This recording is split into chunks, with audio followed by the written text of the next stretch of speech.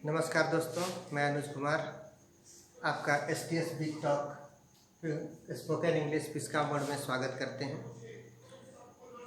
आज हम आपके साथ अंग्रेजी भाषा को जानने के लिए सामने आए हैं और इस कठिन समय में जो हमारे छात्र हमसे दूर हैं उनकी सहायता के लिए मैं ये वीडियो लेकर के आया हूँ।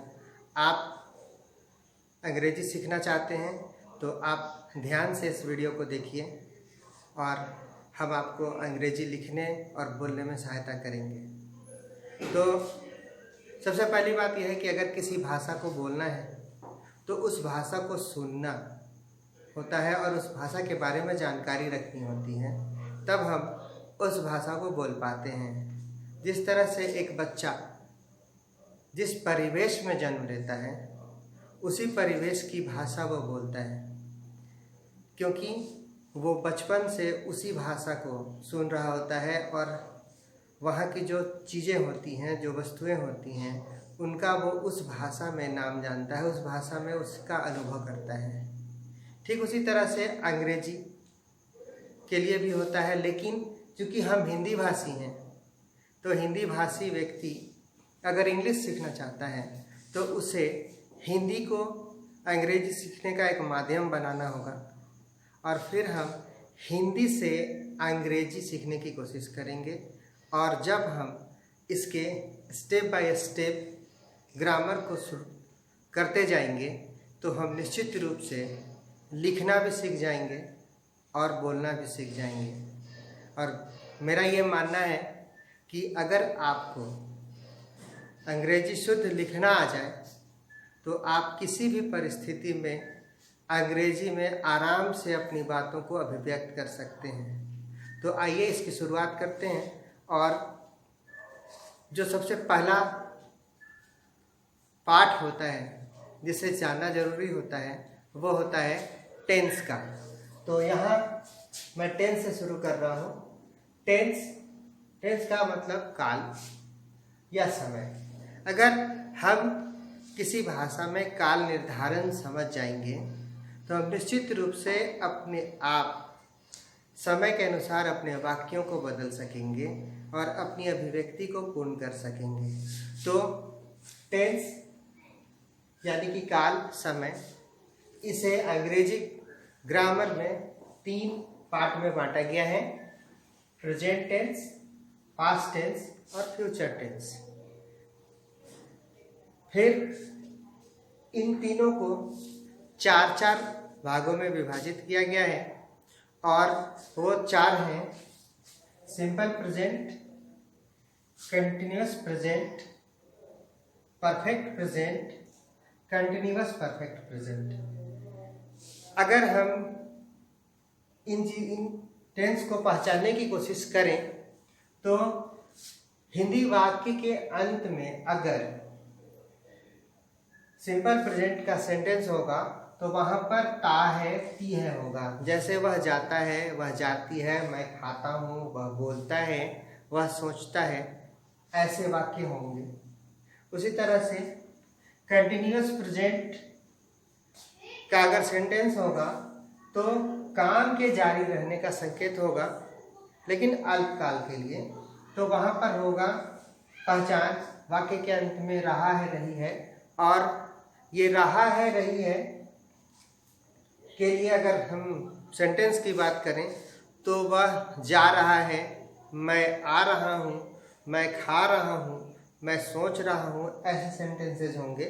उसी तरह से परफेक्ट प्रेजेंट जिसकी पहचान होगी सेंटेंस के साथ अंत, हिंदी के सेंटेंस का अंत होगा चुका है या आया है। जैसे वह खाना खा चुका है, वह यहाँ आया है, वह यहाँ बैठा है, ऐसे सेंटेंसेस होंगे। मतलब परफेक्ट किसी काम के पूरा होने का संकेत होगा। फिर चौथा कंटिन्यूअस परफेक्ट प्रेजेंट, यहाँ भी रहा है लेकिन यहाँ कंफ्यूज होने की ज़रूरत नहीं है। कंटिन्यूअस प्रेजेंट में रहा है, रही है होता है, लेकिन यहाँ कंटिन्यूअस परफेक्ट प्रेजेंट में रहा है अगर होगा तो ऐसे वाक्य में लंबे समय से काम होने का संकेत होगा। और जब लंबे समय से काम होने का संकेत होगा तो वाक्य के अंत में या वाक्य के अंदर समय का बोध जरूर होगा, जिससे कि आप आसानी से पहचान पाएंगे कि वो सेंटेंस कंटिन्यूअस परफेक्ट प्रेजेंट का है या किसी और का। इसी तरह से पास्ट के लिए भी अगर हम बात करें, उसी तरह से सिंपल पास्ट की पहचान होगी। वाक्य के अंत में आया गया, यानी कि मैं वहाँ गया, मैं वहाँ बैठा, वह वहाँ गया, ऐसे सेंटेंसेज सिंपल पास्ट के होंगे। उसी तरह से कंटिन्यूअस पास्ट के लिए होगा रहा था, रही थी, यानी कि हिंदी वाक्य के अंत में अगर रहा था, रही थी होगा। जैसे वह खा रहा था, मैं जा रहा था, ऐसा सेंटेंस होगा तो वो कंटिन्यूअस पास्ट होगा। ठीक उसी तरह से परफेक्ट पास्ट के पहचान के रूप में हिंदी का जो सेंटेंस होगा उसमें अंत में चुका था या आया था होगा। जैसे मैं वहाँ जा चुका था, मैं उससे बात कर चुका था, मैं वहाँ गया था, ऐसे सेंटेंस होंगे तो निश्चित रूप से वो परफेक्ट पास्ट के सेंटेंस होंगे। ठीक उसी तरह से कंटिन्यूअस परफेक्ट पास्ट, यहाँ पर फिर से मैं ये बात आप लोगों को ध्यान दिला दूँ कि वो रहा था जरूर होगा वाक्य के अंत में, लेकिन ये जो होगा ये दो समय के बीच हो रहा था ऐसा संकेत होगा वाक्य के अंदर। तो अगर इसका हम देखें तो अगर हम ये बात करें कि मेरा यह काम पिछले 15 दिनों से हो रहा था, अगर ऐसा सेंटेंस हो तो हम आसानी से पहचान जाएंगे कि वो कंटिन्यूअस परफेक्ट पास्ट का सेंटेंस है, जिसमें समय का बोध हो रहा है, जो दो समय के बीच का बोध करा रहा है। ठीक उसी तरह से फ्यूचर टेंस के साथ भी होगा। यहाँ भी हम इसे 4 पार्ट में डिवाइड करेंगे: simple future, continuous future, perfect future और कंटिन्यूअस परफेक्ट फ्यूचर। अब इसकी पहचान को देखते हैं। तो सिंपल फ्यूचर के साथ अगर हम बात करें तो सेंटेंस के लास्ट में होगा गागी, जैसे वह आएगा, मैं खाऊंगा, ऐसे सेंटेंस होंगे। उसी तरह से कंटिन्यूअस फ्यूचर के साथ वह वहाँ जा रहा होगा, मैं वहाँ खा रहा होऊंगा, मैं तुमसे मिल रहा होऊंगा, ऐसे सेंटेंस होगा। उसी तरह से तीसरा परफेक्ट फ्यूचर के लिए पहचान जो होगा, हिंदी के सेंटेंस के अंत में चुकेगा लगा होगा, जैसे कि वह खाना खा चुकेगा, वह मेरे साथ बैठ चुकेगा, ऐसे सेंटेंस होंगे। और अंतिम जो 12वां है, जिसे कंटिन्यूअस परफेक्ट फ्यूचर के रूप में डिवाइड किया गया है, उसके अंत में रहा होगा लिखा होगा सेंटेंस के लास्ट में।